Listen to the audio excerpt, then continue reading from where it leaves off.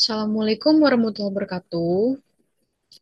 Sebelumnya izin memperkenalkan diri, nama saya Siti Khadijah Bekuti Omega dengan NPM 241071005. Saya dari TP Angkatan 2024. Di sini saya akan menjelaskan 6 materi dari mata kuliah motor bakar 4 tak, dari motor bakar traktor pertanian tahun ajaran 2025. Yang pertama saya akan menjelaskan dari motor bakar 4 tak bensin dan motor 4 tak diesel. Pada materi kedua itu ada motor bakar 4. Udahlah, ini lah. Oke, mari langsung saja saya jelaskan. Kenapa ya ini nggak mau di... Nah, jadi pada pada pembelajaran motor motor bakar 4 tak bensin dan motor 4 tak diesel ini memiliki 4 bab utama. Yang pertama, pengertian dan fungsi. Pengertian dan fungsi dari motor bakar 4 tak dan bensin dan juga motor bakar 4 tak diesel.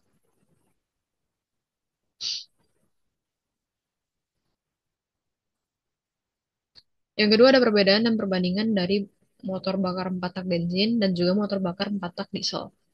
Yang ketiga ada contoh pengaplikasian dari kedua motor bakar bensin dan motor bakar diesel tersebut. Yang keempat ada perhitungan dasar. Mari kita langsung saja ke bab yang pertama yaitu pengertian dan fungsi.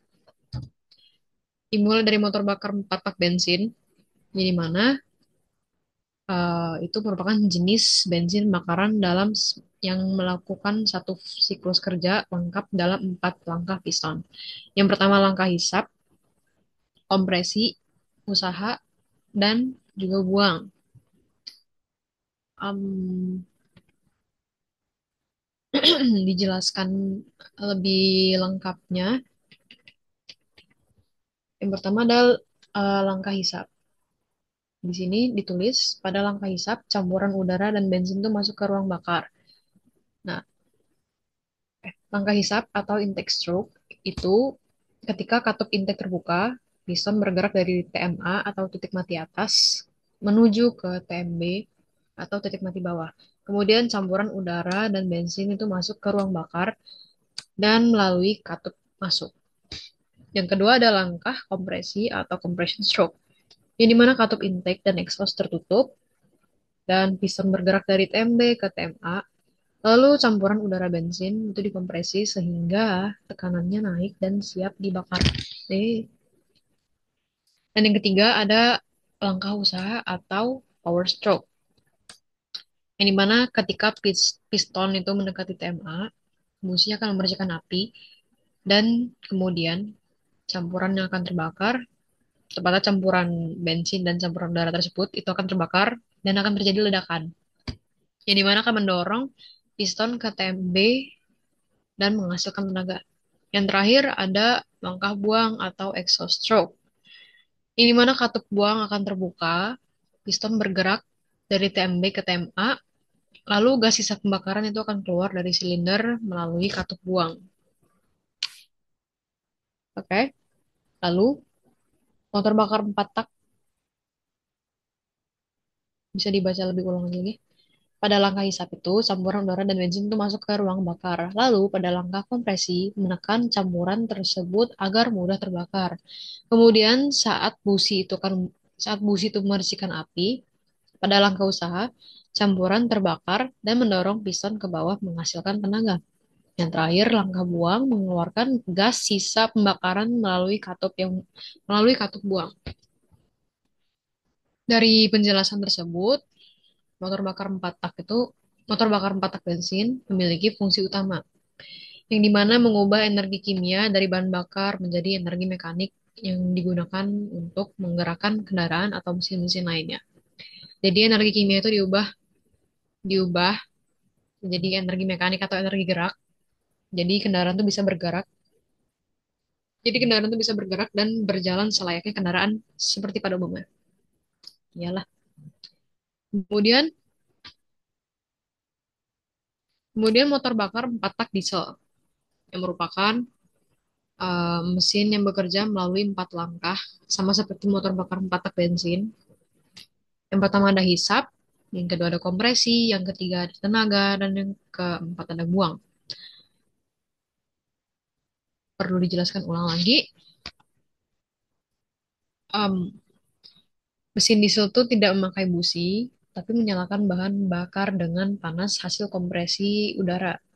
Ini mana langkah-langkahnya mencangkup langkah hisap atau intake stroke, itu ketika katup masuk terbuka dan piston bergerak dari tem A ke tem B, lalu udara bersih masuk ke silinder tanpa bahan bakar. Dan yang kedua, langkah kompresi atau compression stroke, di mana katup tertutup, piston akan naik dari tem B ke tem A, lalu udara dikompresi kuat sehingga suhunya sangatlah tinggi, sekitar 500 sampai 700 derajat Celcius. Kemudian langkah usaha atau tenaga atau power stroke itu di mana saat udara panas sudah siap, injektor akan menyemprotkan solar ke ke ruang bakar. Lalu bahan bakar langsung terbakar oleh panasnya udara dan menghasilkan tekanan tinggi yang mendorong piston ke TMB. Kemudian langkah terakhir yaitu langkah buang atau exhaust stroke, di mana katup buang akan terbuka, lalu piston bergerak dari TMB ke TMA, dan gas hasil pembakaran dikeluarkan dari silinder. Dari penjelasan tersebut, dengan penyalaan bahan bakar akan terjadi akibat tekanan dan suhu tinggi tanpa percikan api, yang membedakan motor bakar 4 tak diesel dengan bensin. Motor bakar 4 tak diesel ini memiliki fungsi utama, tentu saja, yang dimana mengubah energi kimia dari bahan bakar solar menjadi energi mekanik. Bedanya, kalau motor bakar 4 tak bensin menggunakan bahan bakar bensin, sedangkan kalau motor bakar 4 tak diesel itu menggunakan bahan bakar solar. Samanya itu diubah menjadi energi mekanik atau energi gerak. Ini mana untuk menggerakkan kendaraan atau mesin industri, sama kan fungsi utamanya untuk menggerakkan kendaraan, layaknya kendaraan pada umumnya. Oke, selesai di fungsi dan pengertian, mari kita lanjutkan ke bab selanjutnya, yaitu perbedaan dan perbandingan. Dari perbedaan dulu, motor 4 tak bensin itu menggunakan eh aduh masuk angin. Motor 4 tak bensin itu menggunakan busi, yang dimana untuk menyalakan campuran udara dan bensin melalui percikan api. Campuran bahan bakar dan juga udara itu dimasukkan bersamaan ke ruang bakar. Tekanan kompresinya relatif rendah, sehingga suara mesin lebih halus. Mesin ini umumnya digunakan pada kendaraan ringan seperti mobil penumpang dan sepeda motor. Motor bakar 4 tak diesel itu akan menyalakan bahan bakar secara otomatis akibat tekanan dan suhu tinggi tanpa gunanya busi. Udara dikompresi terlebih dahulu, baru juga kemudian bahan bakar solar akan disemprotkan, dan juga tekanan kompresinya relatif tinggi sehingga menghasilkan torsi yang besar, namun suara mesin yang lebih kasar. Mesin diesel itu banyak digunakan pada kendaraan berat seperti truk, bus, dan alat pertanian. Tapi motor 4 tak diesel itu juga digunakan pada beberapa mobil penumpang, yang dimana suaranya lebih kasar, dan torsinya jauh lebih besar seperti mini truck. Oke, jadi dari perbedaan tersebut, ya baca lagi ya, itu lebih tepatnya memiliki 4 aspek umum. Yang pertama, dari cara pembakaran. Yang dimana motor bensin itu dengan percikan api dari busi, dan sedangkan motor 4 tak diesel itu dengan panas hasil kompresi tanpa busi. Lalu yang kedua, aspek campuran yang dihisap, yang dimana motor bensin itu menghisap campuran udara dan bensin, sedangkan motor diesel itu campuran udara saja. Lalu yang ketiga, rasio kompresi, yang dimana motor bensin itu relatif rendah, sekitar 8:1 sampai 12:1. Dan motor diesel relatif tinggi, yaitu sekitar 14:1 sampai 22:1. Lalu pada aspek yang keempat, yaitu bahan bakar. Oke. Bahan bakar itu pada motor bensin itu dia menggunakan bensin, sedangkan motor diesel menggunakan solar. Cukup di perbedaan. Mari kita lanjutkan ke perbandingan. Perbandingan itu lebih mencakup ke kelebihan dan kekurangan. Yang dimana baik motor bakar 4 tak bensin ataupun motor bakar 4 tak diesel itu memiliki kelebihan dan kekurangan dan masing-masing memiliki 4. Oke, saya bacakan dari awal. Yang pertama motor bakar 4 tak bensin itu memiliki 4 kelebihan. Yang pertama yaitu suara mesin itu lebih halus dan getarannya lebih rendah. Lalu akselerasi lebih cepat dan responsif. Em, Lalu emisi gas buang lebih bersih. Kemudian perawatan lebih mudah dan komponen lebih ringan. Tapi memiliki kekurangan juga, yang dimana pertama, konsumsi bahan bakar lebih boros dibandingkan diesel. Dan yang kedua, umur mesin relatif lebih pendek. Dan yang ketiga, kedua. Dan yang ketiga, kurang cocok untuk kendaraan berat. Yang keempat, lebih sensitif terhadap kualitas bahan bakar. Jadi kalau kualitas bahan bakarnya sedikit down, maka kendaraan juga akan down. Lalu, lanjut ke motor bakar 4 tak diesel, memiliki kelebihan dan kekurangan. Yang pertama kelebihan, yaitu efisiensi bahan bakar tinggi dan torsinya cukup besar. Lalu umur mesin lebih panjang dan tahan beban yang lebih berat, lebih hemat untuk jarak jauh dan menggunakan berat. Tapi dia kalau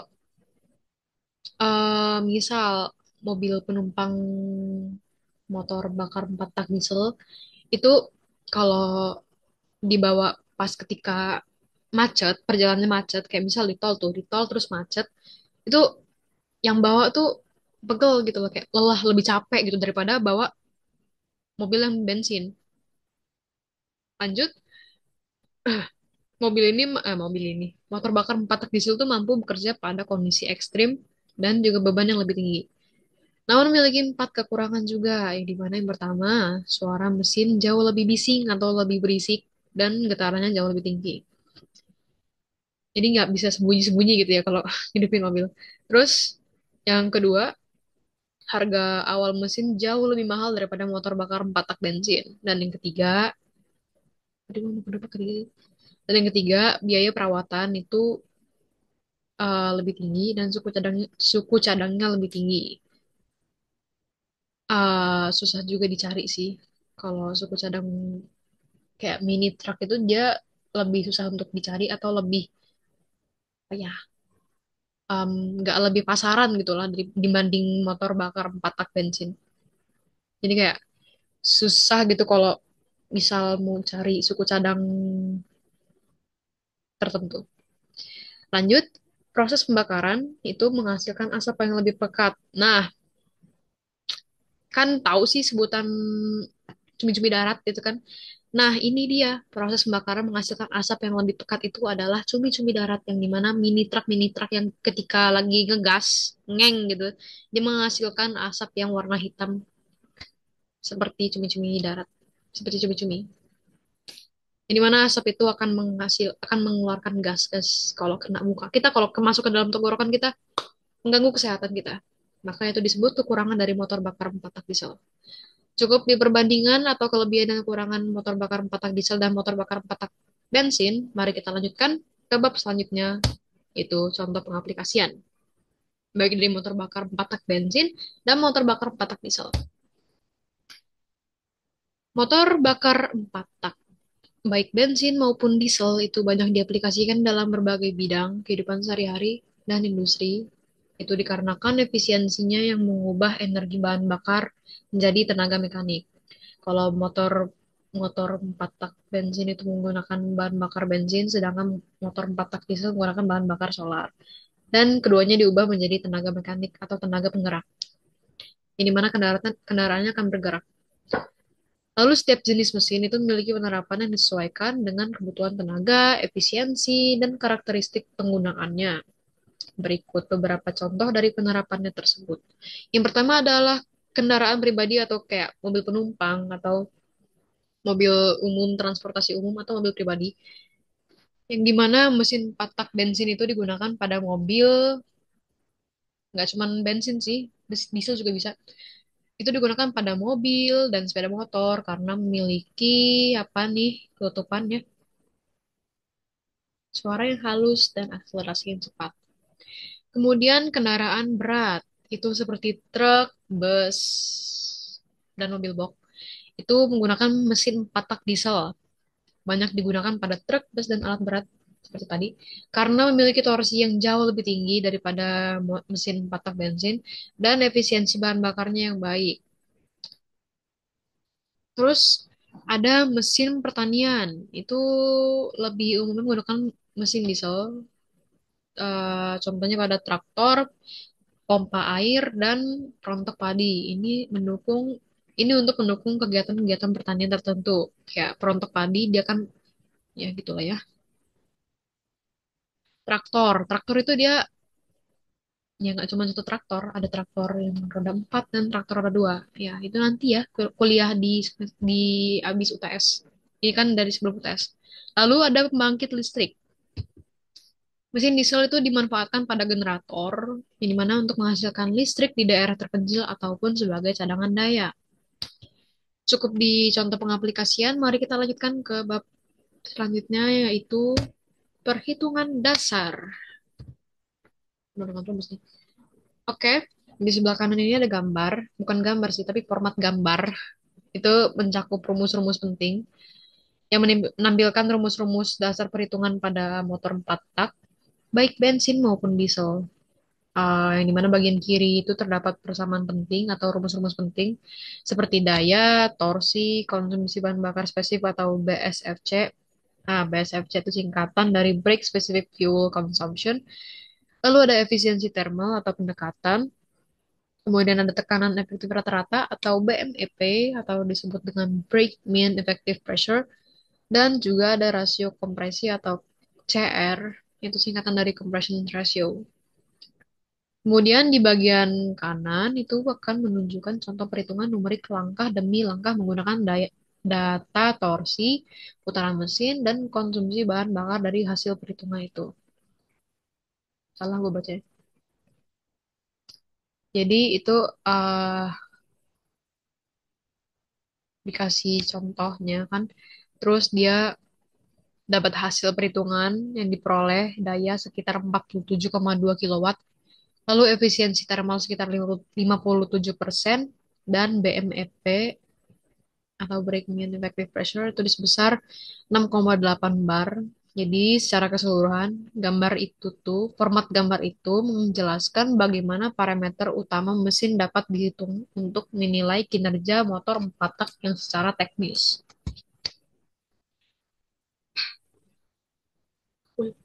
Jadi cukup di perhitungan dasar, kurang lebihnya seperti itu. Mari kita lanjutkan ke kesimpulan.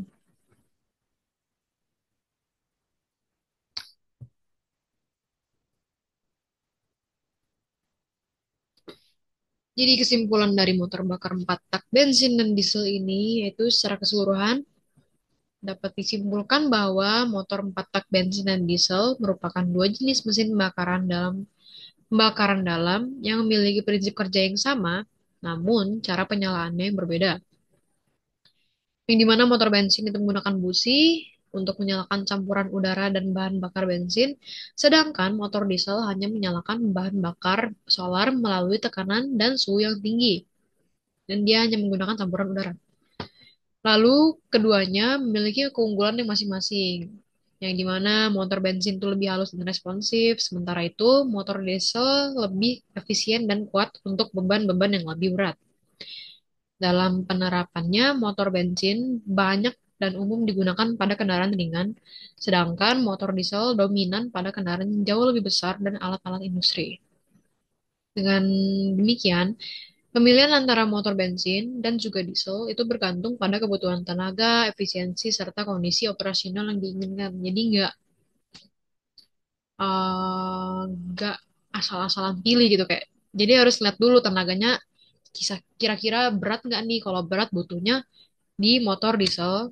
Kalau tenaganya yang dibutuhin nggak segitu-gitunya berat, itu dia lebih ke motor bensin. Tapi kalau di kebutuhan pribadi ya lebih ya terserah sih mau di mini truck atau mobil yang bahan bakar solar maupun mobil dengan bahan bakar bensin. Cukup sekian dari cukup sekian dari penjelasan materi motor bakar 4 tak bensin dan motor bakar 4 tak diesel ini. Terima kasih. Saya ucapkan terima kasih. Gimana nih reading? Oke, pause.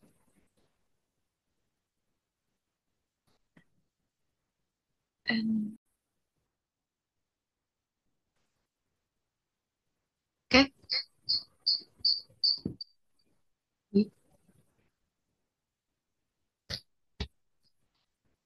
kita lanjut ke bab yang kedua. Itu ada motor bakar 2 tak. Kan tadi kan ada motor bakar 4 tak bensin dan motor bakar 4 tak diesel. Nah, kita lanjut ke motor bakar yang 2 tak. Langsung saja. Mana ya?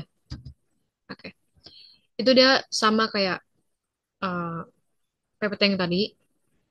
Ada 4 bab utama. Yang pertama, pengertian dan fungsi dari motor bakar 2 tak. Dan juga ada kelebihan dan kekurangan dari motor bakar 2 tak. Lalu ada contoh pengaplikasian dari motor bakar 2 tak. Dan juga ada perhitungan dasarnya, tentu saja. Kita langsung saja ke bab yang pertama, yaitu pengertian dan fungsi dari motor bakar 2 tak. Oke, motor bakar 2 tak itu adalah jenis mesin bakaran dalam yang menyelesaikan satu siklus kerja hanya dalam 2 langkah piston. Berbeda kan dari motor bakar 4 tak tadi. Jadi kayak tak itu langkah, 4 tak, 4 langkah, 2 tak, 2 langkah. Oke.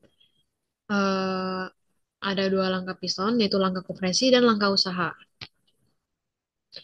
Jadi pada motor ini, proses hisap dan buang itu terjadi secara bersamaan dengan pergerakan piston, sehingga menghasilkan tenaga pada setiap satu putaran poros engkol. Desainnya jauh lebih sederhana dan dibandingkan motor bakar 4 tak. Itu karena eh, tidak memiliki katup buang dan katup masuk, tapi menggunakan port atau lubang saluran. Motor 2 tak itu biasanya memiliki putaran tinggi dan mampu menghasilkan tenaga yang besar dengan ukuran mesin yang lebih kecil. Bisa dijelaskan lebih rinci lagi pada 2 taknya, pada langkahnya. Jadi motor 2 tak atau two-stroke engine itu menyelesaikan satu siklus kerja. Kita bisa jelaskan yaitu hisap dan kompresi, usaha dan buang hanya dalam 2 langkah piston atau satu putaran poros engkol. Jadi lebih cepat menghasilkan tenaga dibandingkan motor 4 tak. Langkah pertama atau langkah kompresi dan hisap. Ini sebenarnya dijelasin di bab satunya. Tapi ya, eh, itu di mana langkah kompresi dan hisap atau kompresi plus intake itu piston bergerak dari TMB atau titik mati bawah ke TMA atau titik mati atas.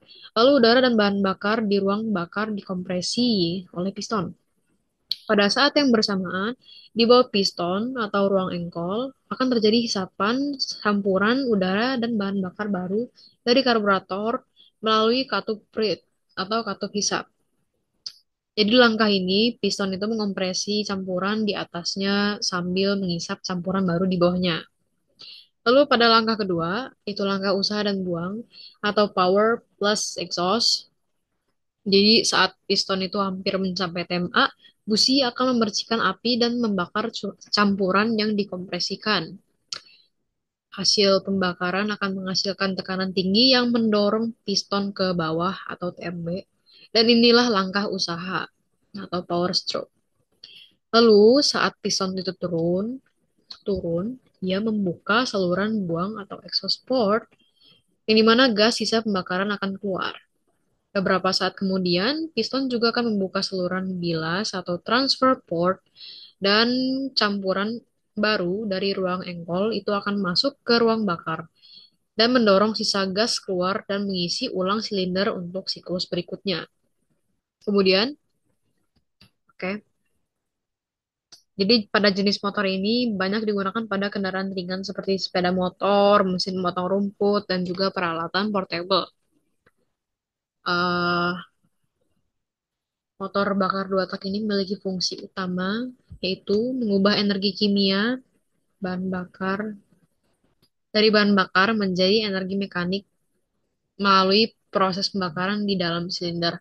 Ini sama aja kayak motor bakar empat tak tadi kan. Dia mengubah energi kimia dari bahan bakar menjadi energi mekanik yang dimana akan membuat kendaraan tersebut bergerak layaknya kendaraan pada umumnya. Kemudian motor jenis ini atau motor bakar dua tak ini berfungsi sebagai penggerak utama pada alat atau kendaraan yang membutuhkan tenaga yang cepat dan juga ringan. Kenapa tuh? Itu karena siklusnya lebih singkat dan motor dua tak itu mampu menghasilkan tenaga dalam waktu yang lebih cepat dibandingkan motor empat tak. Dan juga selain itu, motor ini tuh berfungsi untuk mendukung pekerjaan di bidang-bidang pertanian, perikanan, dan industri ringan yang gimana membutuhkan mesin-mesin portable dan yang tentunya mudah untuk dioperasikan. Oke. Setelah dari fungsi, berikut ada beberapa ciri-ciri dari motor dua tak yang dimana memiliki 6 aspek. Yang pertama ada siklus kerja, aspek siklus kerja. Itu dia satu putaran poros engkol, itu adalah satu siklus kerja. Yang kedua, aspek jumlah langkah piston. Yang dimana dua langkah yaitu naik turun. Dua langkah naik turun. Dua tak naik turun. Oke. Dan ketiga, aspek komponen utama tambahan. Yang dimana meliputi saluran bilas, saluran buang, dan juga ruang engkol. Oke. Pada aspek tenaga itu lebih besar untuk ukuran mesin yang sama. Lalu kemudian ada efisiensi bahan bakar yang dimana lebih boros dibandingkan patak. Dan ada aspek pelumasan, yang dimana oli itu dicampur dengan bensin atau 2T oil. 2T oil. Hah? Dipanggil apa? Oke, cukup di bab pengertian fungsi. Mari kita lanjutkan ke bab berikutnya, yaitu adalah kelebihan dan kekurangan. Oke. Motor bakar dua tak kini, seperti motor bakar empat tak tadi itu tentunya memiliki kelebihan dan kekurangan. Hah?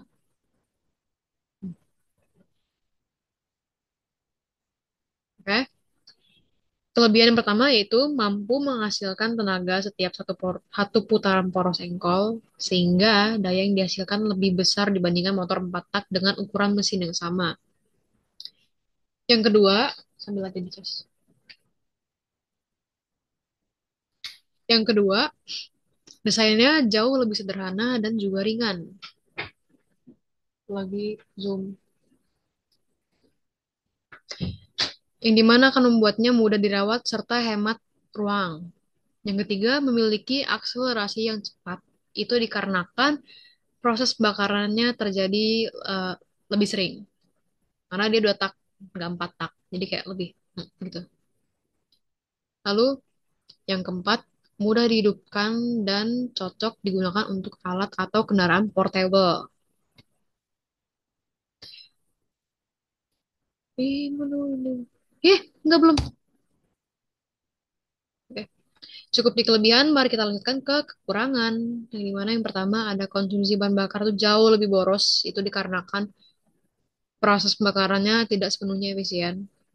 Lalu yang kedua, menghasilkan emisi gas buang yang lebih tinggi sehingga kurang ramah lingkungan.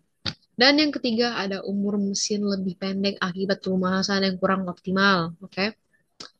Lalu yang keempat, suara mesin jauh lebih bising atau berisik dan getarannya lebih kuat dibandingkan motor 4 tak. Kebayang lah gimana tuh ya. Lalu yang kelima, membutuhkan perawatan lebih sering itu dikarenakan komponen cepat haus akibat suhu dan gesekan yang tinggi. Ini kayak kelebihan satu deh, kekurangan harus ada empat. Oke, cukup di kelebihan dan kekurangan. Kita geser ke bab selanjutnya yang dimana itu adalah contoh pengaplikasian.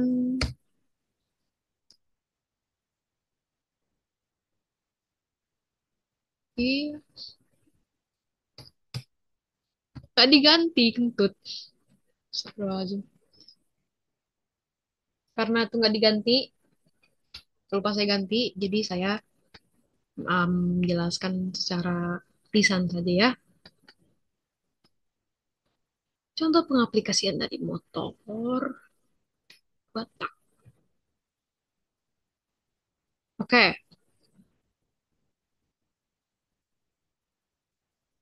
yang pertama ada sepeda motor lama. Itu kayak motor bebek dan sport lawas. Banyak motor keluaran lama tuh kayak Yamaha,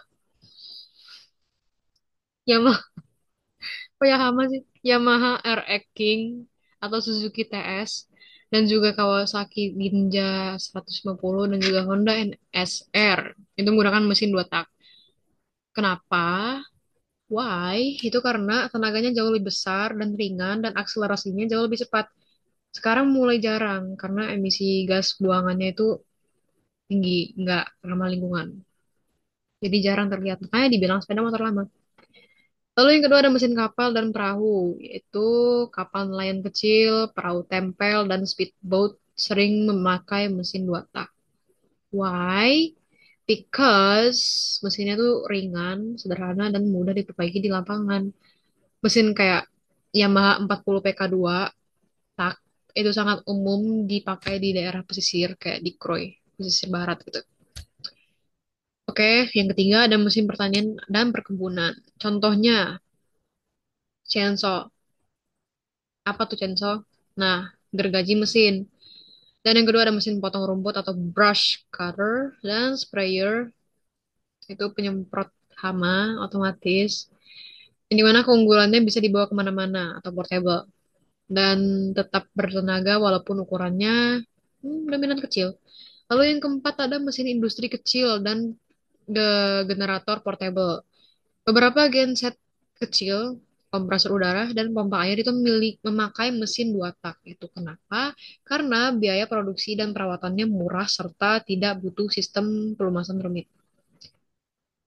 Kemudian ada kendaraan balap atau go-kart. Nah kan di Lampung nih, itu ada go-kart di PU sana. Itu contohnya. Go-kart atau motor trail dan juga motor cross banyak menggunakan mesin dua tak. Karena putaran mesinnya tuh jauh lebih tinggi atau RPM-nya besar dan dimana menghasilkan akselerasi cepat dan bobot ringan. Yang keenam, pesawat model dan drone. Itu dia menggunakan mesin dua tak mini, digunakan pada pesawat remote control atau RC dan drone besar. Itu karena tenaganya yang besar dengan bobotnya yang ringan. Ya kan, lihat kan drone tenaganya besar, bising dan juga bobotnya yang ringan. Bisa kita pegang pakai dua tangan gini. Lalu ditarik kesimpulan dari jenis-jenis yang sudah saya jelaskan tersebut, jenis-jenis pengaplikasiannya, motor dua tak itu banyak diaplikasikan di alat atau kendaraan yang butuh tenaga besar dalam waktu yang singkat dan bobotnya ringan dan tidak menuntut efisiensi bahan bakar atau emisi yang rendah. Kita cukup di contoh pengaplikasian, kita lanjutkan ke perhitungan dasar. Perhitungan dasar, ini udah diganti, tenang saja. Oke, dapat dilihat di situ. Ini lihat aja ya. Nanti saya bacain aja. Pada format gambar itu menampilkan perhitungan-perhitungan dasar pada motor bakar dua tak yang mencakup rumus-rumus utama itu untuk menghitung daya, torsi, dan efisiensi thermal. Bagian pertama menunjukkan hubungan antara torsi dan kecepatan sudut dan daya, yang dimana daya dihitung dengan mengalihkan torsi dan kecepatan sudut. Rumus itu digunakan untuk mengubah putaran mesin RPM menjadi radian per detik.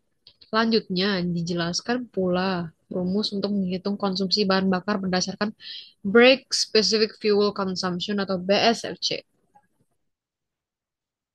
serta efisiensi thermal mesin. Pada bagian contoh numerik, diberikan nilai torsi 150 Nm, putaran mesin 3000 RPM, dan BSFC sebesar 300 gram per kilo per kWh. Ya, gua nggak bisa baca. Kilowatt per hour anjay. Astagfirullahaladzim. Kilowatt per hour untuk menghitung daya serta efisiensi. Hasil perhitungan itu menunjukkan daya sekitar 47,12 kilowatt dengan efisiensi thermal sekitar 28,24%,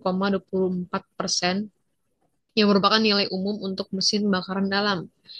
Secara keseluruhan atau secara ya dapat disimpulkan, gambar ini tuh menggambarkan langkah-langkah dasar dalam menganalisis kinerja motor dua tak secara matematis dan juga praktis. Kenapa secara matematis? Ya dilihat saja ya, ini matematis banget tuh, nggak ada yang di sana, nggak ada yang tertulis itu. Nah, dari perhitungan dasar, kita lanjut ke kesimpulan dari motor dua tak ini. Secara keseluruhan, motor dua tak itu merupakan mesin bakaran dalam yang menyelesaikan satu siklus kerja dalam dua langkah piston, yaitu kompresi dan usaha. Berbeda dengan mesin motor bakar empat tak, mesin ini memiliki desain yang sederhana, ringan, dan mampu menghasilkan tenaga besar dalam waktu yang singkat. Namun, efisiensinya terhadap bahan bakar itu cukup relatif yang rendah dan menghasilkan emisi yang lebih tinggi dibandingkan motor empat tak. Penggunaan penggunaan motor dua tak itu banyak dijumpai pada kendaraan-kendaraan ringan serta alat pertanian dan industri kecil. Contoh dari kendaraan ringan, Supra ya, ya motor Supra. Terus kayak alat-alat kecil, maksudnya kayak apa ya, kendaraan juga sih. Kayak drone itu, drone tadi, ya itu mesin dua tak. Dengan keunggulan tenaga cepat dan konstruksi yang sederhana, motor dua tak tetap menjadi pilihan yang ideal untuk aplikasi yang membutuhkan performa yang tinggi dalam waktu yang cukup singkat. Sekian dari penjelasan motor dua tak. Terima kasih sudah mendengarkan. Terima kasih.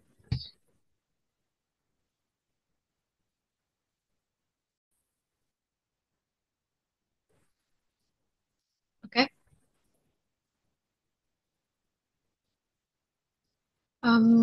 kita lanjut ke penyaluran bahan bakar metode bensin injeksi, bensin karburator, diesel atau solar system common rail, diesel wash pump. Ini materi ketiga dari yang pertama tadi kan motor bakar 4 tak bensin dan diesel. Terus ada motor bakar 2 tak. Lalu kita lanjut ke penyaluran bahan bakar metode. Ya, itu. eh kita lanjut ke mana yang nggak bisa nih? Mana? Nah, kita lanjut ke ada 6 berbeda sama 2 PPT yang tadi. Ini dia ada 6 bab utama. Yang pertama ada pendahuluan, itu dia mencakup definisi atau pengertian dan fungsi utama. Terus dia ada bab kedua, sistem karburator. Yang ketiga ada sistem injeksi bensin. Yang keempat ada sistem diesel Bose pump. Dan harusnya nggak gue bisa ya. Dan ada sistem diesel common rail. Dan juga ada perhitungan dasar tentunya. Kita lanjut ke pendahuluan terlebih dahulu. Bab pertama, sistem penyaluran bahan bakar, yaitu ialah merupakan adalah rangkaian komponen yang berfungsi untuk mengalirkan bahan bakar dari tangki menuju ke ruang bakar mesin dengan jumlah dan tekanan yang tepat. Sistem ini, sistem penyaluran bahan bakar ini memastikan proses pembakaran berlangsung secara optimal agar mesin dapat bekerja secara efisien. Sistem ini memiliki peran yang sangat penting terhadap tenaga, efisiensi, dan juga emisi mesin. Kenapa? Itu dikarenakan menentukan seberapa baik campuran udara dan bahan bakar yang terbentuk serta terbakar. Semakin tepat pengaturannya, akan semakin besar juga tenaga yang dihasilkan. Konsumsi bahan bakarnya juga lebih hemat dan emisi gas buang akan menjadi jauh lebih rendah daripada sebelumnya. Terdapat dua jenis utama sistem penyaluran bahan bakar yang berbeda pada cara pencampuran serta tekanan bahan bakarnya, yaitu meliputi yang pertama, sistem bensin. Itu pencampuran udara dan bahan bakar terjadi sebelum masuk ke ruang bakar dengan tekanan yang relatif rendah. Yang kedua ada sistem diesel. yang dimana bahan bakar disemprotkan langsung ke udara bertekanan tinggi di dalam ruang bakar, sehingga pembakaran terjadi dikarenakan suhu tinggi hasil kompresi. Itu sama kayak yang dijelaskan pada motor bakar 4 tak bensin dan motor bakar 4 tak diesel tadi. Spesifikan. Lalu tujuan untuk mempelajari sistem penyaluran bahan bakar itu adalah untuk memahami perbedaan dari prinsip kerja dan teknologi antara tiap sistem. Selain itu, agar dapat menilai keunggulan dan kekurangan masing-masing metode dalam meningkatkan performa mesin agar kendaraan dapat bergerak sebagaimana kendaraan pada umumnya. Em, Lebih spesifik pada jenis sistem penyalurannya, mesin bensin yang pertama. Jadi memiliki dua sistem utama dalam penyaluran bahan bakarnya, yaitu meliputi karburator dan injeksi atau EFI. Pada sistem karburator, bahan bakar dan udara itu dicampur secara mekanis melalui efek Venturi, yang dimana udara akan mengalir cepat dan menarik bensin dari nozzle untuk membentuk campuran yang siap dibakar. Sistem ini tidak menggunakan kontrol elektronik, sehingga pencampurannya bergantung pada kecepatan aliran udara dan tekanan hisap mesin. Sebaliknya, pada sistem Electronic Fuel Injection atau EFI, itu bahan bakar disemprotkan ke saluran masuk udara sehingga menggunakan injektor yang dikontrol oleh ECU atau Electronic Control Unit. ECU menerima data dari berbagai sensor seperti sensor oksigen, suhu, dan juga tekanan udara. Hal ini untuk mengatur jumlah bahan bakar yang disemprotkan sehingga pembakaran menjadi lebih presisi dan efisien dan juga tentunya ramah lingkungan. Sementara itu, pada mesin diesel, itu juga memiliki dua sistem utama, yaitu Bosch pump atau mekanis dan juga common rail atau elektronik. Jadi pada yang pertama, sistem Bosch pump. Bahan bakar akan disalurkan menggunakan pompa mekanis yang bertekanan tinggi dan mengatur volume dan waktu penyemprotan bahan bakar itu secara langsung ke injektor tanpa dengan bantuannya elektronik. Ini digeser lagi ya. Sistem ini cukup sederhana dan tentunya kuat, namun menghasilkan emisi tinggi serta efisiensinya jauh lebih rendah. Perbedaan dengan itu, Berbeda dengan itu, sistem common rail menggunakan pompa tekanan tinggi yang menyalurkan solar ke pipa utama atau rail sebagai penampung tekanan, kemudian injektor dikendalikan secara elektronik oleh ECU. Dengan teknologi ini, penyemprotan bahan bakar itu dapat dilakukan beberapa kali dalam satu siklus pembakaran untuk meningkatkan efisiensi, menurunkan emisi, dan tentunya menghasilkan tenaga yang jauh lebih halus. Ya, bisa. Cukup di jenis sistem penyaluran, dan cukup di bab pendahuluan. Mari kita lanjutkan ke bab selanjutnya, yaitu sistem karburator. Sistem karburator. Sistem ini bekerja dengan memanfaatkan efek Venturi, sorry, untuk mencampur udara dan juga bensin. Ketika udara masuk melalui saluran Venturi, kecepatannya meningkat dan tekanannya menurun, sehingga bensin tertarik keluar dari nozzle dan bercampur dengan udara yang membentuk kabut bahan bakar. Eh, Proses ini sepenuhnya bersifat mekanis, tanpa bantuan sistem elektronik, sehingga keandalan karburator bergantung pada desain dan kebersihan komponennya. Komponennya itu apa aja? Yaitu komponen utama yang berperan dalam karburator, dapat dilihat dari gambar, dan dapat saya jelaskan juga. Itu antara lain yang pertama, pelampung, atau untuk mengatur tinggi permukaan bensin dalam ruang pelampung. Yang kedua, venturi, tempat pencampuran udara dan bensin. Yang ketiga ada jarum pelampung, mengatur aliran bensin ke ruang pelampung. Yang keempat ada choke, untuk memperkaya campuran saat mesin dingin. Dan yang kelima ada main jet, itu saluran utama keluarnya bensin ke venturi. Dan sistem ini memiliki beberapa kelebihan, yaitu harganya murah, wow, konstruksinya sederhana dan mudah diperbaiki. Namun memiliki kekurangan juga, di mana konsumsi bahan bakar itu boros, serta emisi gas buangnya yang tinggi akibat pencampuran bahan bakar yang kurang presisi. Sistem ini memiliki manfaat, salah. Sistem ini bekerja memanfaatkan efek Venturi, yaitu saat udara mengalir cepat melalui saluran sempit, sehingga tekanannya menurun dan menarik bensin dari ruang pelampung itu untuk bercampur dengan udara. Proses ini berlangsung secara mekanis tanpa bantuan kontrol elektronik. Komponen utamanya meliputi pelampung yang mengatur tinggi bahan bakar, venturi sebagai tempat pencampuran udara bahan bakar, jarum pelampung mengatur aliran bensin, choke memperkaya campuran serta saat mesin dingin, dan main jet itu saluran utama keluarnya bahan bakar. Karburator memiliki kelebihan berupa harga murah dan mudah dirawat, namun cenderung boros bahan bakar dan menghasilkan emisi yang tinggi. Cukup di situ, kita lanjutkan ke berikutnya, yaitu sistem injeksi mesin.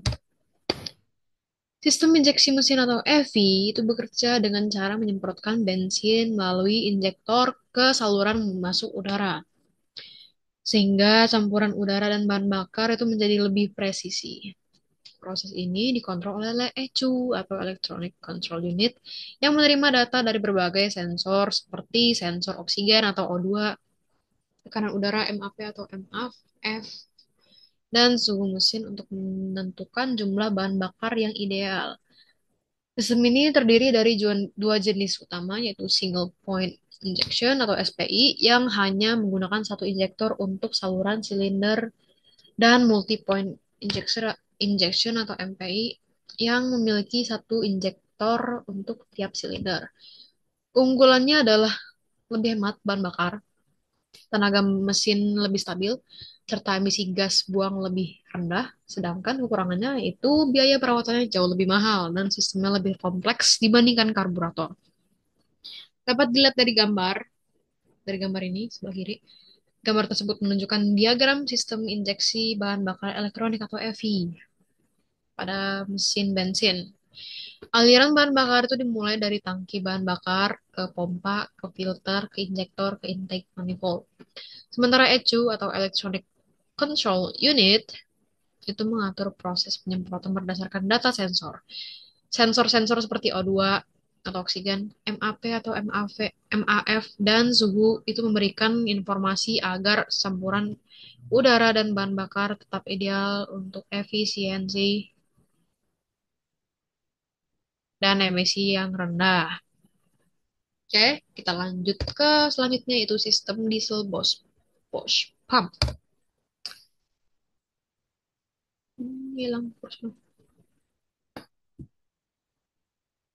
Oke, sistem Bosch pump itu merupakan sistem penyaluran bahan bakar diesel secara mekanis yang menggunakan pompa injeksi bertekanan tinggi, yang dimana untuk menyalurkan solar langsung ke masing-masing injektor. Pompa ini bekerja secara sinkron dengan putaran mesin yang dilengkapi dengan governor yang berfungsi mengatur jumlah bahan bakar sesuai dengan kebutuhan beban dan kecepatan mesin. Hal ini dikarenakan seluruh prosesnya bersifat mekanis. Sistem ini terkenal kuat, tahan lama, dan juga cocok digunakan pada mesin-mesin besar seperti truk dan juga alat-alat berat lainnya. Namun, sistem Bosch pump ini memiliki kekurangan, yaitu tingkat kebisingan yang tinggi dan emisi gas buang yang jauh lebih besar dibandingkan sistem injeksi elektronik modern. Dapat dilihat dari gambar Bosch pump yang di sebelah kanan, itu menunjukkan potongan sistem pompa injeksi Bosch yang digunakan pada mesin diesel mekanis. Dapat dilihat dari aliran bahan bakar, saluran masuk menuju plunger yang berfungsi untuk menekan solar hingga bertekanan tinggi sebelum disalurkan ke injektor. Komponen governor itu mengatur jumlah bahan bakar yang disemprotkan sesuai dengan kecepatan mesin agar pembakaran tetap stabil. Sistem ini bekerja sepenuhnya secara mekanis dan terkenal kuat serta andal untuk mesin besar dan meskipun menghasilkan uh, kebisingan dan emisi yang lebih tinggi. Cukup di situ, cukup di bawah spark. Kita lanjutkan ke sistem diesel common rail. Bab kelima. Common rail itu merupakan teknologi modern pada mesin diesel yang menggunakan pompa tekanan tinggi dan pipa rail atau common rail sebagai tempat penyimpanan bahan bakar bertekanan konstan. Pompa tekanan tinggi menyalurkan solar ke dalam pipa rel yang berfungsi menjaga tekanan tetap stabil sebelum bahan bakar disemprotkan ke ruang bakar.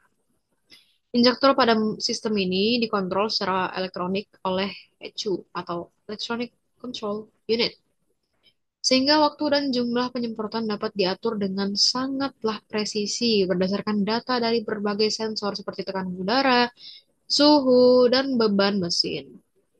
Tekanan bahan bakar yang tinggi dan stabil ini memungkinkan penyemprotan multitahap, yaitu penyemprotan bahan bakar dilakukan beberapa kali dalam satu siklus pembakaran, dan hal ini membuat proses pembakaran lebih halus, efisien, dan menghasilkan tenaga yang jauh lebih tinggi dengan emisi gas buang yang lebih rendah. Namun, sistem common rail memiliki kekurangan, yaitu berupa biaya pembuatan dan perawatan yang lebih mahal, serta membutuhkan teknisi khusus. Kenapa? Itu karena strukturnya kompleks dan sensitif terhadap kualitas bahan bakar. Dapat dilihat dari gambar, itu dia memperlihatkan komponen utama sistem common rail, yaitu pada mesin diesel, yang termasuk pompa tekanan tinggi, pipa rail, injektor, dan ECU. Bahan bakar dipompa dengan tekanan tinggi menuju common rail yang berfungsi sebagai penampung bahan bakar bertekanan sebelumnya. Eh, konstan sebelum disalurkan ke injektor. Setiap injektor itu dikontrol secara elektronik oleh ECU yang mengatur waktu dan jumlah penyemprotan berdasarkan data dari sensor mesin. Dengan sistem ini, proses pembakaran menjadi lebih halus dan efisien, menghasilkan tenaga tinggi, serta mengurangi emisi gas buang secara signifikan. Cukup di situ, kita lanjutkan ke bab yang keenam, yaitu perhitungan dasar. Oke, perhitungan dasar penyaluran bahan bakar. Jadi sebuah mesin membutuhkan bahan bakar dengan laju penyaluran 3 kg per jam. Lalu disuruh hitung laju penyaluran bahan bakar untuk tiap-tiap sistem penyaluran bahan bakar berikut. Bensin injeksi, bensin karburator, diesel atau solar system common rail, diesel post pump. Oke, diperoleh hasil. Yang pertama, sistem bensin injeksi. Itu laju penyalurannya 3 kg per jam. Yang kedua, bensin karburator. Itu laju penyalurannya 2,25 kg per jam. Lalu diesel atau solar common rail. Itu laju penyalurannya 2,40 kg per jam. Kemudian ada diesel Bosch pump. Itu dia laju penyalurannya 3,60 kg per jam. Sampai di sini kita lanjutkan ke kesimpulan, guys. Kesimpulan yang dimana? Ya, mundur. Kesimpulan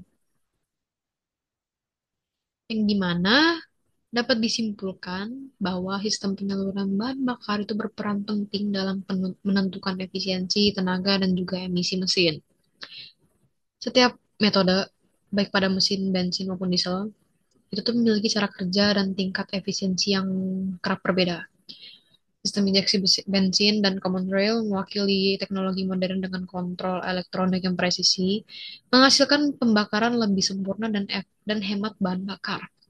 Sebaliknya, karburator dan Bosch pump itu masih mengandalkan sistem mekanis yang sederhana namun kurang efisien. Dengan demikian, perkembangan sistem penyaluran bahan bakar itu terus mengarah pada peningkatan kinerja mesin dan pengurangan dampak lingkungan. Oke, sampai di sini saya mengucapkan terima kasih.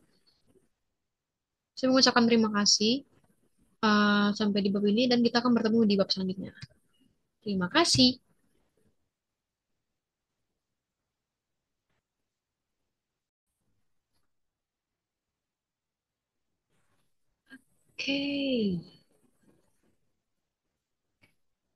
Oke, kita lanjut ke bab yang keempat. Tadi kan ada motor bakar 4 tak bensin dan diesel, terus ada motor bakar 2 tak, terus juga ada sistem penyaluran bahan bakar. Lalu kita lanjutkan ke sistem pelumasan dan pendinginan. Sistem pelumasan dan sistem pendinginan, sorry. Masuk angin dikit. Kita langsung ke slide selanjutnya. Ini di stop dulu lah ya.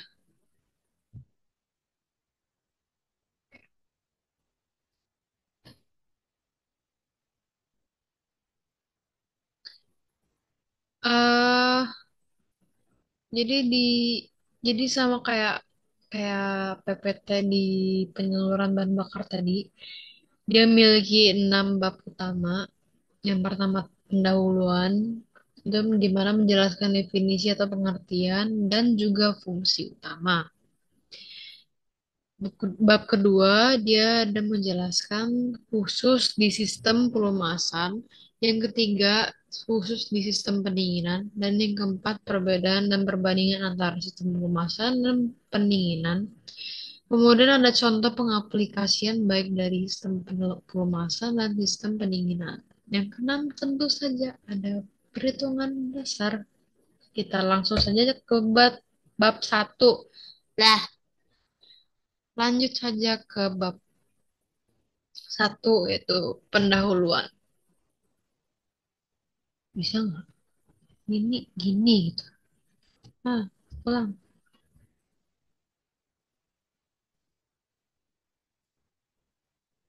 Oke. Jadi pada sistem pelumasan dan pendinginan ini dia memiliki peran penting, 3 peran penting. Yang pertama menjaga kinerja dan keawetan mesin agar tidak cepat haus dan juga rusak. Yang kedua, yang kedua mengurangi gesekan dan panas yang berlebihan pada komponen yang bergerak. Contohnya ya kendaraan yang lagi bergerak dan melaju. Yang ketiga, mendukung efisiensi energi serta stabilitas suhu kerja mesin. Tentu. Lalu ada jenis utama sistem. eh, Sistem pelumasan, dia memiliki jenis utama tekan atau pressure feed, percik atau splash, campuran atau kombinasi. Lalu sistem pendinginan dia memiliki pendinginan udara dan pendinginan air atau radiator. Tujuan dari pembelajaran sistem pelumasan dan pendinginan ini yaitu mengenal perbedaan dan keunggulan masing-masing dari sistem sehingga dapat memahami fungsi dan cara kerja serta penerapannya dalam menjaga performa mesin. Kita langsung saja lanjut ke bab selanjutnya yaitu sistem pelumasan, guys. Sistem pelumasan adalah suatu mekanisme pada mesin yang berfungsi untuk mengalirkan oli ke seluruh bagian yang saling bergesekan agar gesekan dan keausan dapat terkurangi. Oli pelumas itu membentuk lapisan tipis di antara komponen logam sehingga mencegah kontak langsung dan menjaga suhu mesin agar tetap stabil. Selain itu, sistem pelumasan juga membantu membersihkan kotoran hasil pembakaran, melindungi permukaan dari karat, serta meningkatkan efisiensi kerja mesin secara keseluruhan. Tanpa pelumasan yang baik, tanpa adanya pelumasan yang baik, komponen mesin akan cepat haus, akan panas berlebih atau overheat, dan juga menurunkan umur pakai mesin. Jadi umurnya nggak panjang, nggak sehat walafiat. Jadi sistem pelumasan ini memiliki komponen. Jadi pada gambar nih, itu gambar ada gambar tuh, ada gambar tuh. Dapat dijelaskan bahwa komponen utama sistem pelumasan terdiri dari bak oil atau oil pan itu sebagai tempat penampungan oil. Lalu ada pompa oli yang berfungsi mengalirkan oli ke seluruh bagian mesin dan saringan oli atau oil filter untuk menyaring kotoran atau partikel logam dari oil atau oli. Selain itu, terdapat katup tekanan atau pressure relief valve, valve yang menjaga tekanan oli agar tetap stabil. Lalu ada saluran oli atau oil gallery sebagai sebagai jalur distribusi oli ke komponen mesin serta pendingin oli atau oil cooler yang berfungsi menurunkan suhu oli agar tetap optimal. Semua komponen ini bekerja sama untuk memastikan pelumasan berlangsung efektif dan mesin terlindungi dari keausan maupun kerusakan akibat gesekan. Sampai di situ, kita lanjutkan ke sistem pendinginan. Bab ketiga. Ya, ini geser aja. Nah, sistem pendinginan atau sistem pendinginan adalah mekanisme pada mesin yang berfungsi untuk menjaga suhu kerja mesin agar tetap stabil dan tidak mengalami overheat atau panas yang berlebih akibat dari pembakaran di ruang silinder. Sistem ini menyerap panas dari komponen mesin, kemudian membuangnya ke udara atau media lain,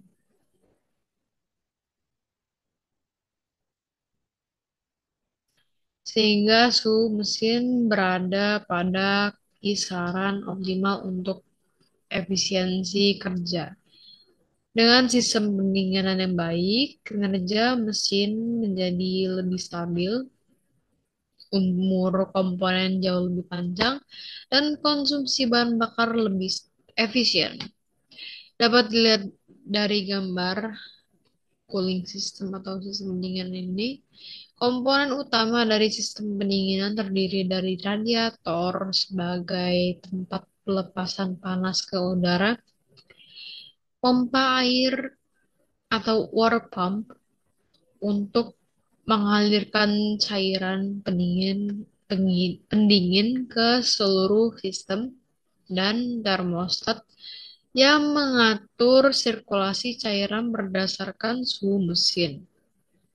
Selain itu, terdapat kipas pendingin atau cooling fan yang membantu membuang panas dari radiator atau selang air dan selang air water hose sebagai jalur aliran cairan, dan tutup radiator atau radiator cap yang menjaga tekanan sistem agar stabil. Semua komponen ini kerap bekerja sama demi menjaga mesin tetap pada suhu yang ideal. Lanjut ke perbedaan dan perbandingan antara sistem pelumasan dan pendinginan. Agak mampet ya. Perbedaan antara sistem pelumasan pendinginan itu terletak pada fungsi serta media yang digunakan. Sistem pelumasan itu berfungsi mengurangi gesekan antara komponen logam di dalam mesin dengan menggunakan oli sebagai media pelumas.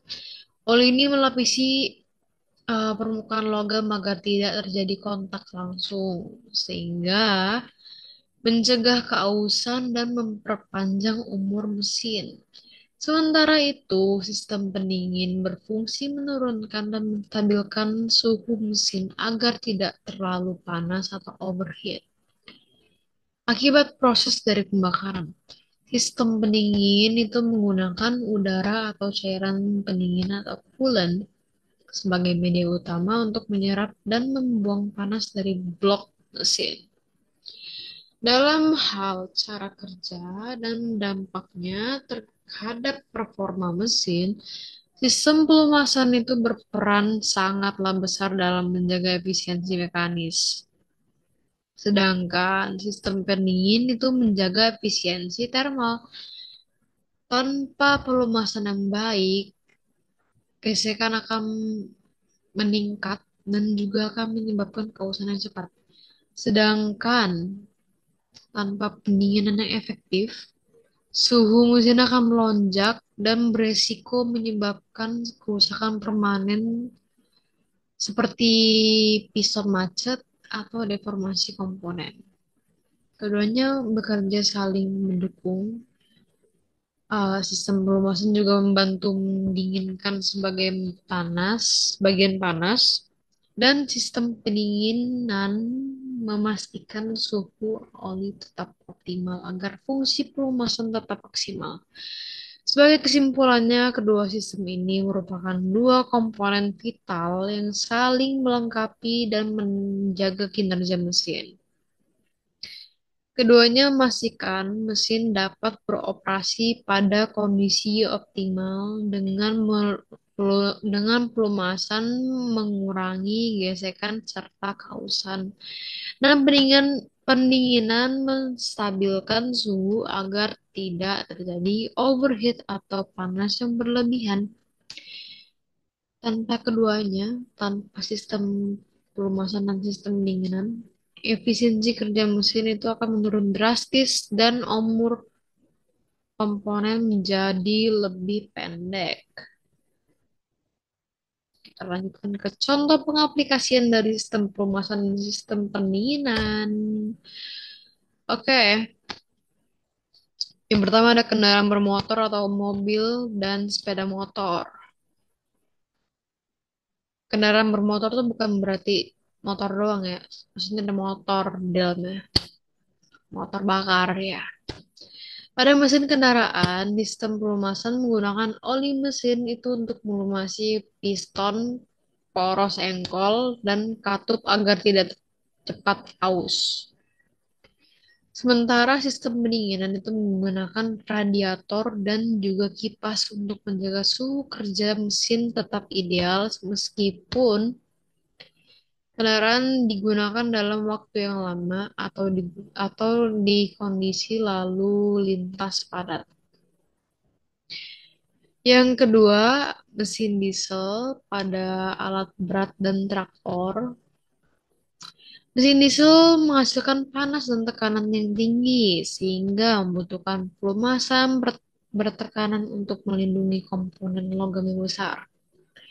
Sistem pendinginannya umumnya memakai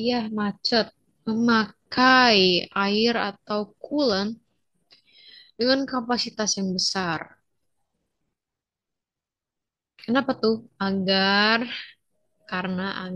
mampu menjaga stabilitas suhu meskipun berat bekerja di lingkungan panas atau dalam waktu yang lama. Yang ketiga, generator atau genset. Dalam genset, ya lampu gua hidup mati. Generator generator listrik atau genset di dalamnya itu sistem pelumasan menjaga putaran mesin tetap halus dan efisien selama proses pembangkitan listrik.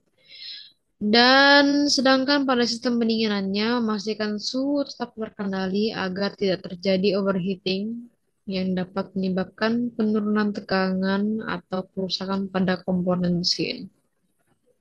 Yang keempat dan yang terakhir, last but not least, mesin pesawat terbang dan turbin. Pada mesin turbin gas, sistem pelumasan digunakan untuk melindungi bantalan atau bearing dari gesekan ekstrim pada kecepatan tinggi. Sementara sistem pendinginan atau sering kali menggunakan Sering kali menggunakan udara bertekanan tinggi, menjaga temperatur tetap stabil pada bilah turbin dan ruang pembakaran. Keduanya berperan penting dalam menjaga keselamatan dan efisiensi penerbangan. Cukup di contoh pengaplikasian, mari kita lanjut ke perhitungan dasar. Jadi pada sistem pelumasan, kebutuhan volume oli itu dia ada rumusnya, yang dimana V atau volume oli dengan satuan liter itu 0,1 dikurang 0,15 dikali L atau kapasitas mesin dengan satuan liter. Lalu pada sistem pendinginan itu sirkulasi cairan pendingin atau dengan rumus Q atau laju alir dengan satuan liter per menit, ini mana V dikali N per 60. V-nya itu adalah volume cairan pendingin atau pendingin dan satuan liter. Kesimpulan dari sistem pelumasan dan sistem pendinginan ini adalah sistem pelumasan dan sistem pendinginan itu merupakan dua bagian penting yang memastikan mesin bekerja dengan efisien dan tahan lama.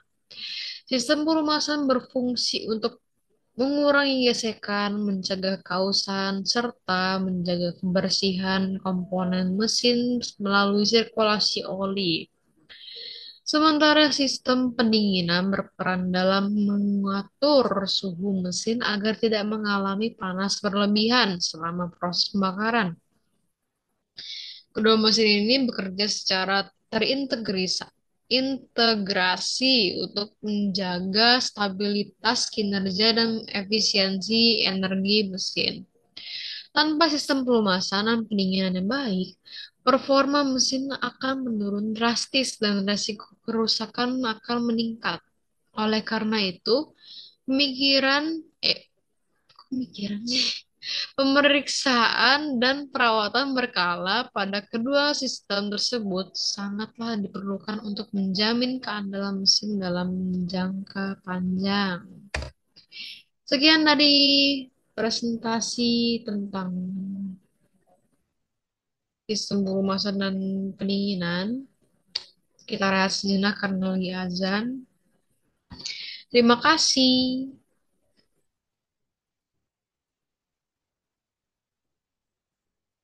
Stop. Oke, kita lanjut ke ini bisa naik gak? Lo bisa naik gak sih? Nah, bisa kan? Kita lanjut ke sistem kelistrikan itu bab bab keempat ya. Materi keempat, materi keempat dari 6 materi motor bakar dan traktor pertanian. Tadi pertama kita ulas lagi ya. Kita ada motor bakar 4 tak bensin dan diesel. Kita ada motor bakar 2 tak. Dan juga kita ada sistem penyaluran bahan bakar. Lalu kita juga ada sistem pelumasan dan pendinginan. Kemudian ada sistem kelistrikan. Ini materi kelima, ding. Sistem kelistrikan itu adalah materi kelima. Mari kita jelaskan di sini ada 6 sama kayak penyaluran bahan bakar dan kelistrikan,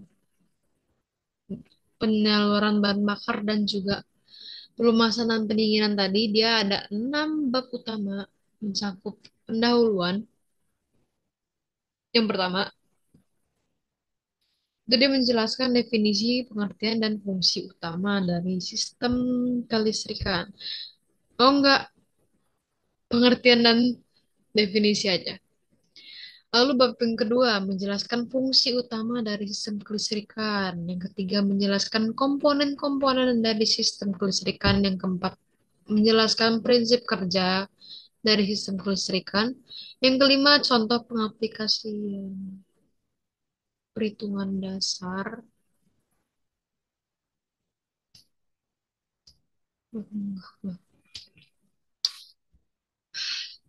Contoh pengaplikasian dari sistem kelistrikan, lalu ada perhitungan dasar. Kita lanjut saja ke pendahuluan bab pertama. Sistem kelistrikan pada motor bakar ialah rangkaian komponen yang berfungsi untuk menghasilkan, menyimpan, dan menyalurkan energi listrik guna mendukung kinerja mesin dan sistem pendukung kendaraan. Energi listrik ini digunakan untuk berbagai keperluan seperti pengapian, penerangan, pengisian baterai, serta pengoperasian komponen elektronik lainnya. Dalam motor bakar modern, sistem kelistrikan memiliki peran yang sangatlah vital. Hal ini dikarenakan hampir semua fungsi kendaraan, mulai dari sistem bahan bakar hingga sistem kontrol mesin, bergantung pada ketersediaan listrik yang stabil dan efisien. Dapat dilihat dari gambar, itu ada sistem CDI pada sepeda motor. Dalam perkembangannya, sistem kelistrikan motor bakar terus mengalami peningkatan seiring kemajuannya teknologi otomotif.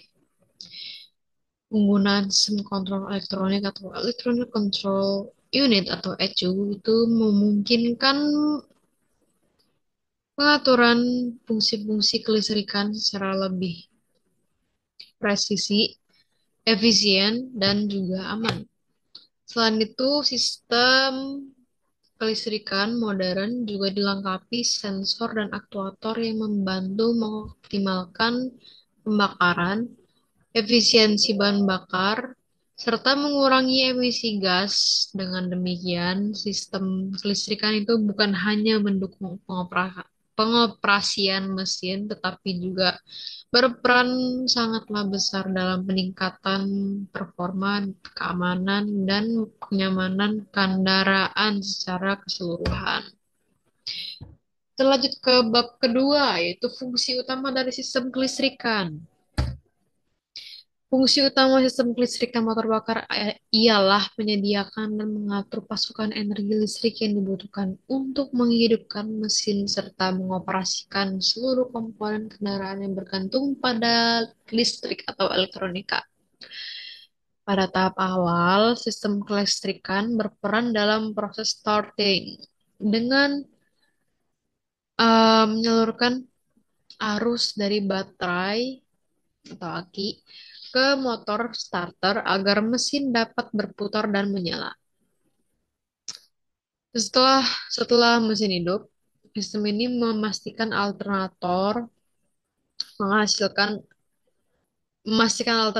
menghasilkan arus listrik itu untuk menggantikan daya yang telah digunakan dari baterai atau aki, sekaligus menjaga kestabilan tegangan pada seluruh rangkaian listrik kendaraan.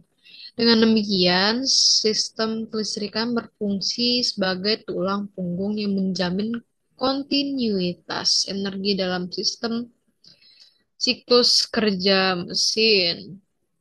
Selain itu, sistem kelistrikan juga berperan dalam mendukung fungsi operasional lain seperti pengapian, penerangan, pengisian, serta sistem kontrol elektronik. Seperti yang dijelaskan pada bab sebelumnya. Pada sistem pengapian, kelistrikan menghasilkan percikan api di busi. Hal ini untuk membakar campuran bahan bakar dan udara di ruang bakar. Dalam sistem penerangan, listrik itu digunakan untuk menyalakan lampu-lampu kendaraan dan indikator, seperti lampu jauh dan lampu dekat di motor kita ya, atau mobil kita. Sedangkan pada sistem kontrol modern, energi listrik menjadi sumber utama bagi ECU atau Electronic Control Unit untuk mengatur kerja sensor dan aktuator agar mesin dapat beroperasi secara efisien, hemat bahan bakar, dan juga ramah lingkungan. Dengan peran tersebut, sistem kelistrikan tidak hanya memastikan mesin dapat bekerja, akan tetapi juga meningkatkan performa, kenyamanan, dan keamanan dalam berkendara. Kita lanjut ke bab komponen-komponen utama dari sistem kelistrikan. Oh, betul. Komponen utama dalam sistem kelistrikan motor bakar itu terdiri atas sumber listrik, yaitu baterai dan alternator. Hmm. Baterai dan alternator, sistem pengapian, sistem pengisian, serta sistem starter. Starter. Starter. Baterai atau aki berfungsi menyimpan energi listrik yang digunakan saat mesin belum menyala. Sedangkan alternator menghasilkan listrik ketika mesin hidup, itu untuk mengisi ulang baterai dan menyuplai daya ke seluruh sistem. Sistem pengapian menggunakan listrik dari baterai atau alternator untuk menciptakan loncatan bunga api di busi yang diperlukan untuk membakar campuran bahan bakar udara di ruang bakar. Sementara itu sistem starter mengubah energi listrik menjadi energi mekanik untuk memutar poros engkol saat menyalakan mesin dan menyebabkan kendaraan itu bekerja dan berjalan dan bergerak dan melaju.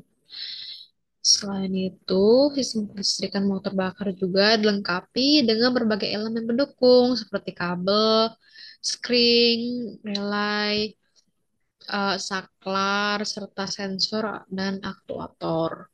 Kabel berfungsi menyalurkan arus listrik dari satu komponen lainnya, sementara skring dan relay berperan sebagai pelindung sistem dari arus berlebih atau korsleting. Saklar digunakan untuk mengontrol aliran listrik ke berbagai sistem seperti lampu, wiper, dan klakson. Pada kendaraan modern, sensor-sensor mendeteksi kondisi tertentu seperti suhu, tekanan, atau posisi power sengkol. Lalu mengirimkan data ke ECU atau Electronic Control Unit. ECU kemudian mengatur kerja aktuator seperti injektor, bahan bakar, atau koil pengapian agar mesin dapat beroperasi dengan efisien dan stabil. Dengan integrasi komponen-komponen ini, sistem kelistrikan mampu bekerja secara terpadu untuk mendukung kinerja optimal motor bakar, bahan bakar. Lanjut ke bab keempat, yaitu prinsip kerja dari sistem kelistrikan. Prinsip kerja dari sistem kelistrikan yang pertama adalah prinsip pembangkitan energi listrik atau generating, di mana energi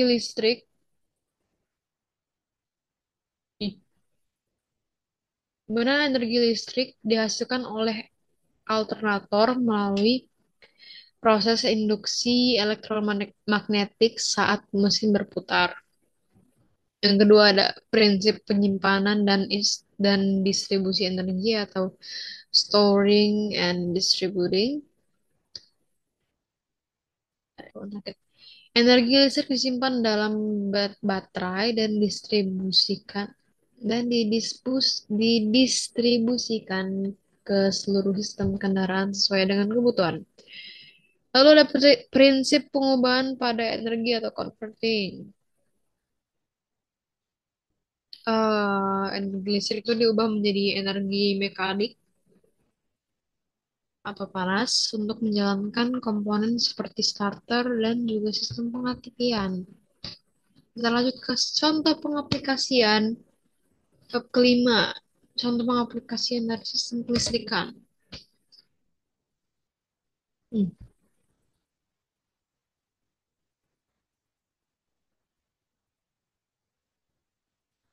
Yang pertama ada sistem starter yang digunakan untuk menghidupkan mesin dengan mengubah energi listrik dari baterai menjadi energi mekanik yang memutarkan poros engkol.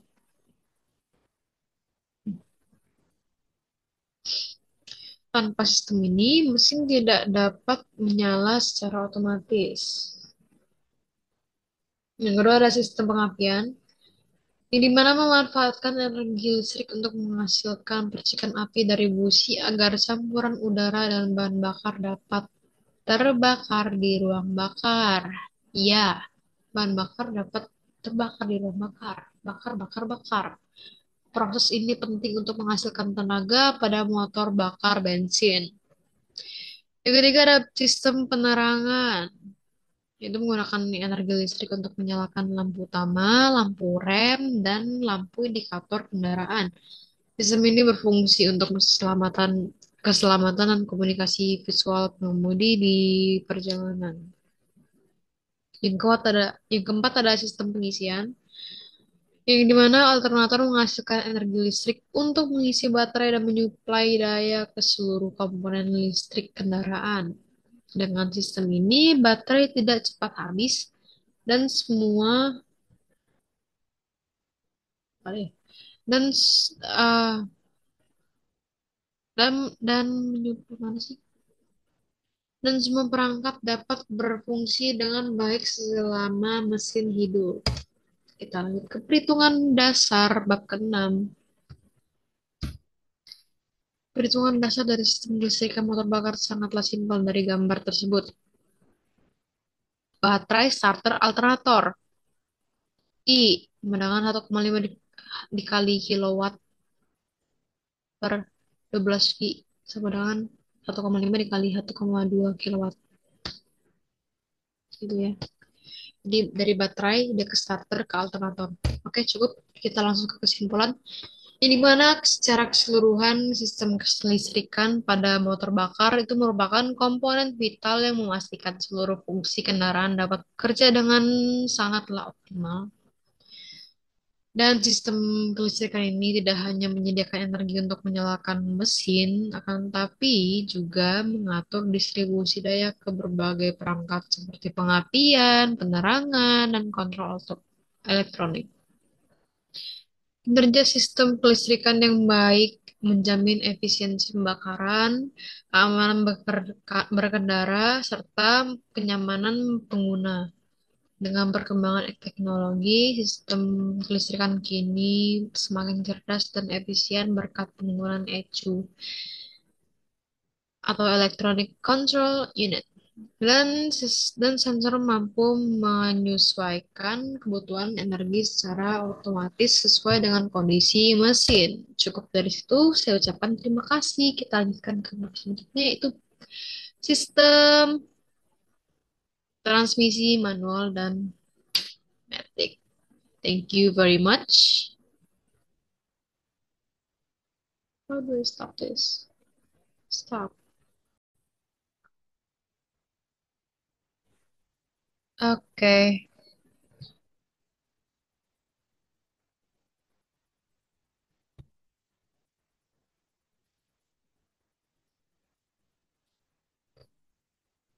naik gak lo?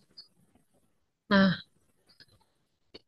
kita lanjut ke materi terakhir, yaitu sistem transmisi manual dan matic. Yuk, ulas lagi yuk ya. Ini yang keenam kan, materi yang keenam. Yang pertama tadi ada materi motor bakar 4 tak bensin dan motor bakar 4 tak diesel. Yang kedua ada motor bakar 2 tak. Yang ketiga ada sistem penyaluran bahan bakar. Yang keempat ada sistem pelumasan pendinginan. Yang kelima ada sistem kelistrikan dan yang keenam ini ada sistem transmisi dan manual. Salah, sistem transmisi manual dan matic. Kita langsung saja ke table of contents. Mana ya, bro?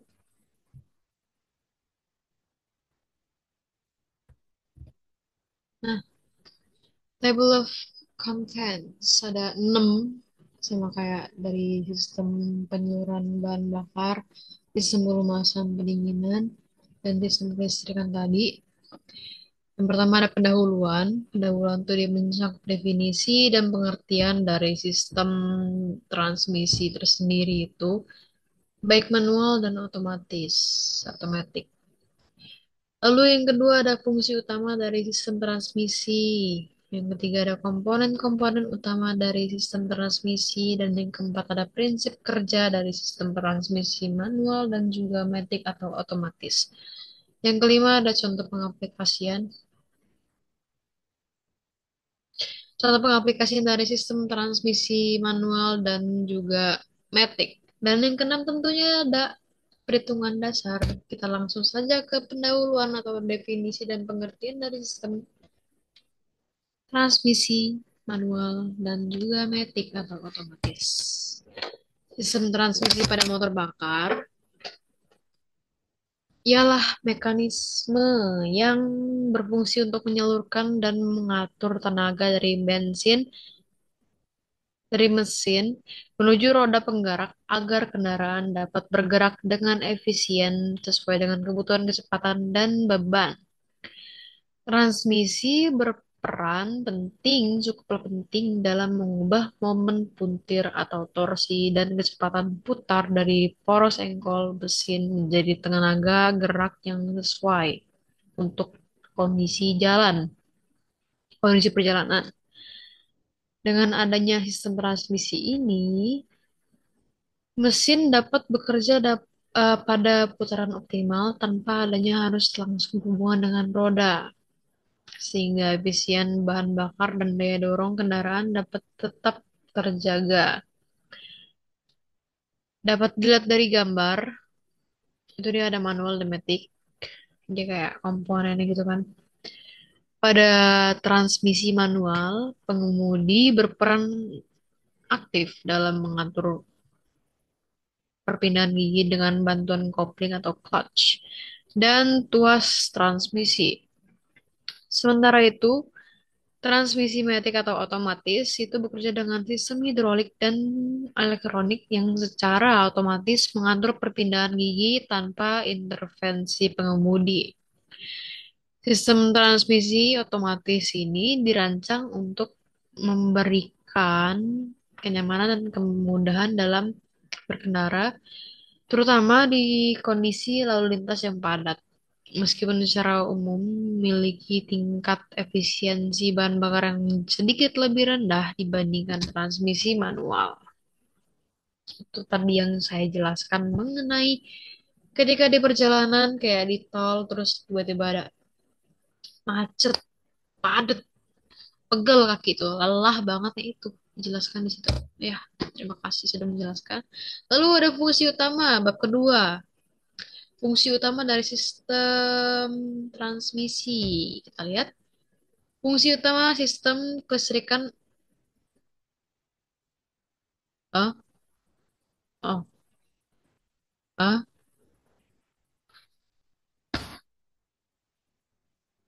ini bener gak sih? Oke.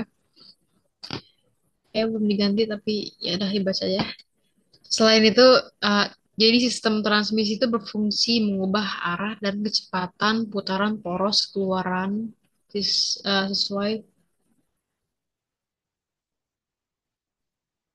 kebutuhan. Kebutuhan banget deh. Kebutuhan pengemudi. Pada transmisi manual, perpindahan gigi dilakukan secara mekanis dengan bantuan kopling atau clutch dan juga tuas. Sedangkan pada sistem transmisi otomatis atau matic, itu perpindahan gigi diatur dengan sistem hidrolik dan elektronik. Fungsi ini memberikan kenyamanan, mengurangi beban kerja mesin, serta memperpanjang usia komponen kendaraan karena tenaga mesin dapat disalurkan secara halus dan proporsional. Kita lanjut ke komponen-komponen utama sembari saya menjawab ini.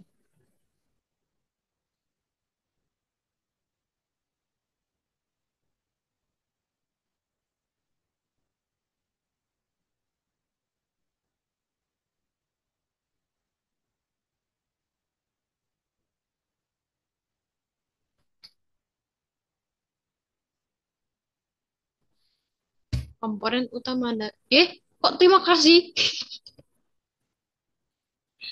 Kocaknya. Oke, kita lihat lagi ya di sini.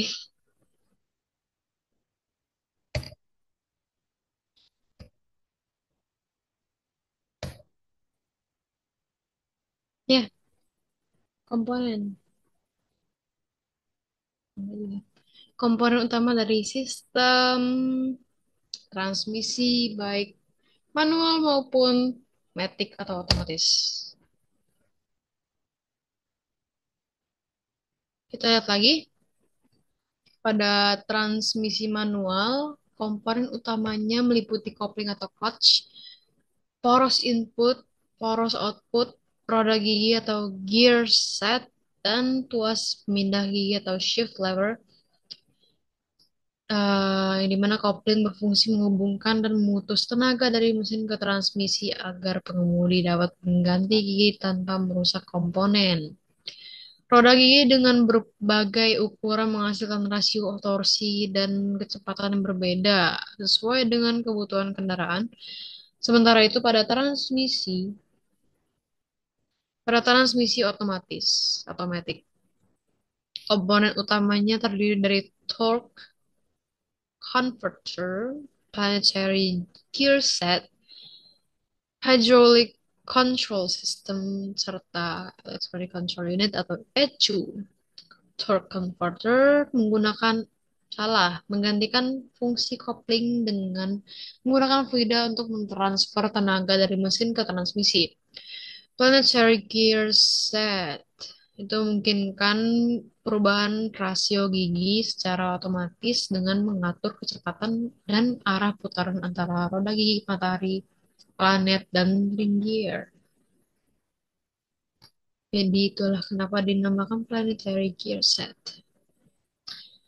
Selain komponen utama tersebut, terdapat pula komponen pendukung seperti minyak transmisi atau ATF, filter, dan pendingin.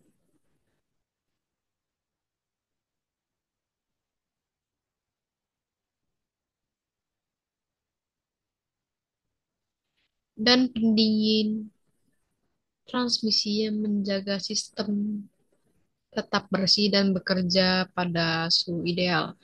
Minyak transmisi berfungsi sebagai pelumas sekaligus media penghantar tenaga pada sistem otomatis. Dengan perpaduan semua komponen tersebut, sistem transmisi baik manual maupun matic mampu menyalurkan tenaga secara efisien dan memastikan kendaraan beroperasi dengan halus serta responsif. Cukup di komponen, kita lanjutkan ke bab selanjutnya yaitu prinsip kerja dari sistem transmisi manual dan juga matic. Prinsip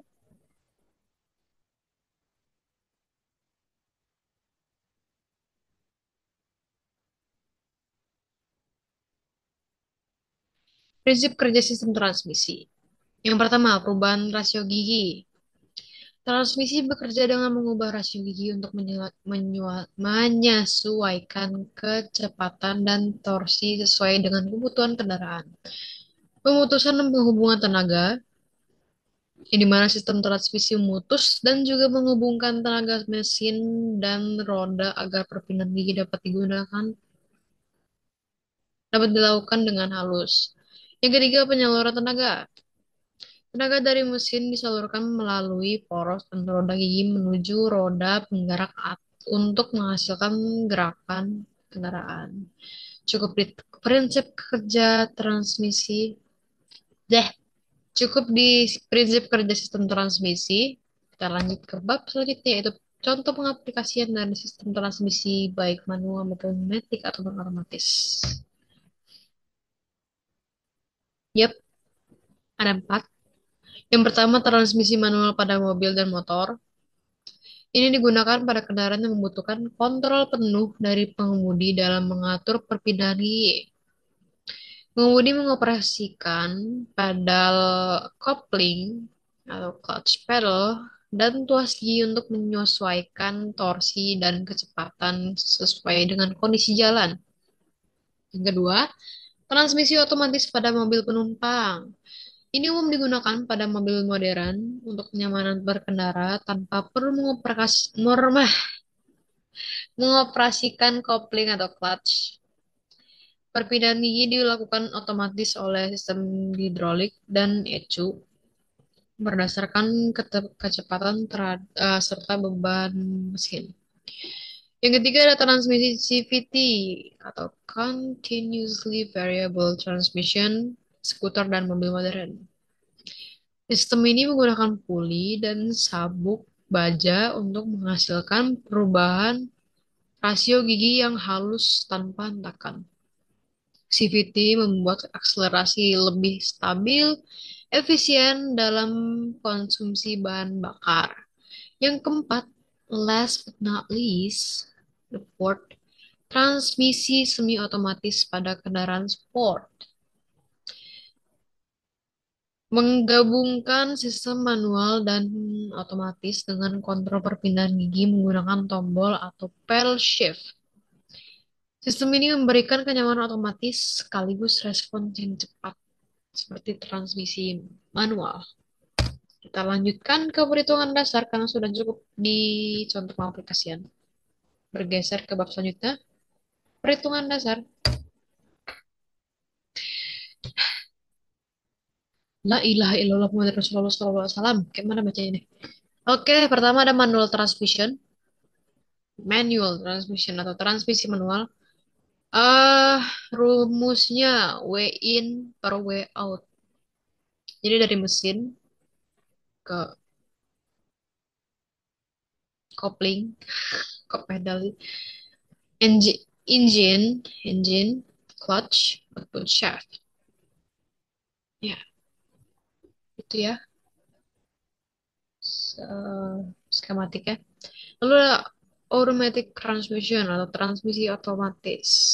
Transmisi matic. Engine, torque converter, clutches and brakes, to output shaft. Rumusnya sama, W in per W out. Ya, kayaknya cukup ya di perhitungan dasar ya. Kita lanjut aja ke kesimpulan, guys. Jadi pada kesimpulannya, sistem transmisi, baik manual maupun otomatis, memiliki peran yang cukuplah penting dalam menyalurkan tenaga dari mesin ke roda penggerak secara efisien. Transmisi memungkinkan mesin bekerja pada putaran optimal tanpa kehilangan tenaga berlebih.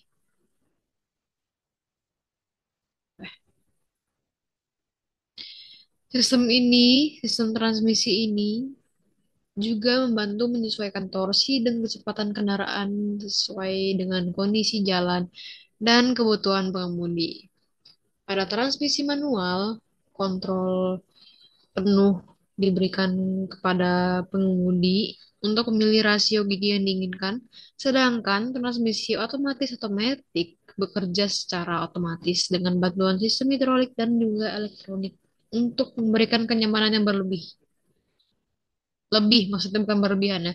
Oleh karena itu, maka dari itu, pemahaman terhadap cara kerja dan fungsinya sangatlah penting untuk menjaga performa serta umur kendaraan.